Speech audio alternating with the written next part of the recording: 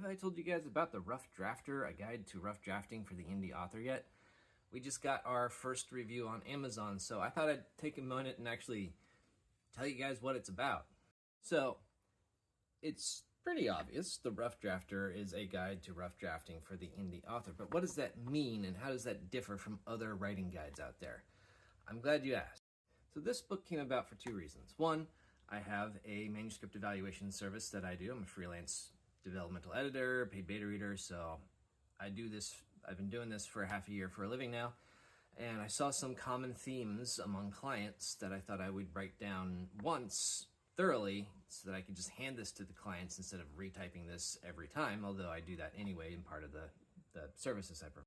The other reason I wrote this is because I noticed there's a lot of writing guides out there that talk about how to take your idea from its inception to publication, or i.e. how to write a novel, the full novel, the complete novel, the finished novel. And I thought that doesn't quite work for a number of reasons. How you write a rough draft is going to be different from how you write the final draft. And that is where this idea came in. So to be absolutely clear, this isn't a guide to telling you how to write a full novel. It's not a guide to writing your final draft. This is just for writing a rough draft with the idea that you're going to give that rough draft to an editor. In other words, how do you structure and write your rough draft so that when you hand it to your first editor, they have everything they could possibly want and more, rather than coming back and asking you for more later. So some topics include, let's go through it, all right? Introduction, that's where I introduced how to start a rough draft. How to go about doing the plot with genres and settings, different inspirational ideas on how to approach your rough draft, the stakes, internal stakes, external stakes. How do you incorporate the stakes into a story? They're very important to catching your audience. Narrative framing ideas, third person, first person, meta world building narrative structures.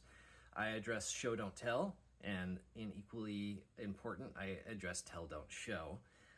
Descriptions, I talk about characters, I talk about how important it is to injure your characters. I talk about locations. Locations are a type of character in your story. They have to be treated with the same level of intense scrutiny as any character does. And how to end your rough draft, which is number one biggest thing for clients, is how do I wrap up the story that I've been writing, and I address that in here. I also have some other bits of like how to get over writer's block. It's not, it's like hiccups, right? Everybody's got their own methods for overcoming writer's block, but I address some of those in here. And then I go over some other writing resources. This is inspirational as much as it is instructional.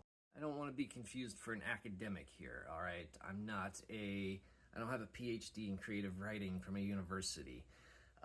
This is meant to kick you in the pants in terms of if you have a story that you've already been writing and you find yourself in a situation in that rough draft where you don't know how to proceed, it's not working right, what you're writing isn't living up to your imagination, things of that nature where you're kind of lost in the woods, that's where this book really shines. And I want to make this clear. This is as much as a workbook as it is anything else. I know here on Book Talk we talk about, you don't crack the spines, you treat your books like they're beautiful works of art. Not this book. I want you to crack this spine. I want you to dog-ear the pages. I want you to scribble in the margins. I want you to highlight things that appeal to you, and I want you to cross out things that don't appeal to you. Because as an inspirational book, I consider it a success even if you don't like anything I have to say in here, but in reading what I had to say in here, you find your own way through that is in complete opposition to what I say here. If that works for you, I still consider that a success. And finally, I tried to make it as short as possible. I wrote it in 6 days, but it's designed to be portable. Take it with you on trips. If you don't want to just be staring at your phone the whole time, you can pull this out. And again, I highly encourage you to deface this as much as possible. Scribble, doodle, highlight, rip pages out. I don't care. It's designed to be used. It's designed to be laid flat on your desk so that you can look at that thing again. or be like, oh yeah, what did he say there? Like, oh, I should be, really trying to push the descriptions as much as possible, or I should give my characters big character traits that we can trim down later rather than give them no character traits and then have to figure out who they are later in the drafting process. Things like that. But I want to hear back from you guys. Those of you who have bought it, those of you who are reading it. I'm sure I missed some things. I'm sure there's parts in here that could have been expanded on.